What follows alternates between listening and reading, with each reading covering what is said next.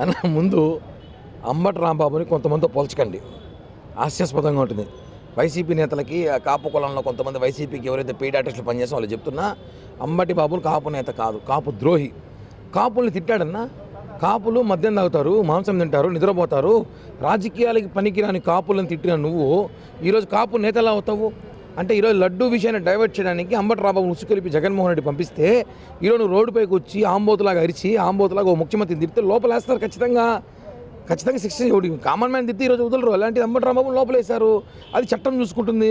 దానికి నువ్వు మళ్ళీ బీసీని తీసుకొచ్చి మాట్లాడిస్తావు, కాపులు గొడవ పెట్టిస్తావు. అతను కాపు నేత కాదు.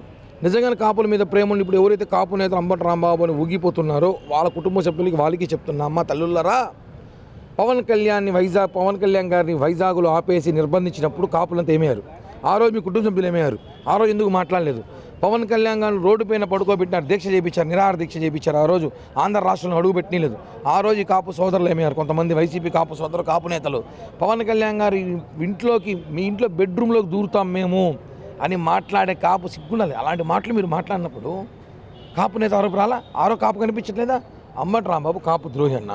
కాపులకి ఏమీ చేసిందా? కాపులకు ఉర్రబెట్టింది ఏమీ లేదు.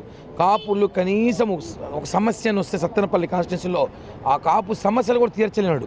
ఒక కాపుకు ఆధార్ కార్డు కూడా తీసిలేనంత చెత్త వెధవ అంబటి రాంబాబు. అలాంటోడు కాపు నేత అంటే మాత్రం కాపులకు అవమానం. అతను కాపుకు ద్రోహి, కాపు నేత కాదు.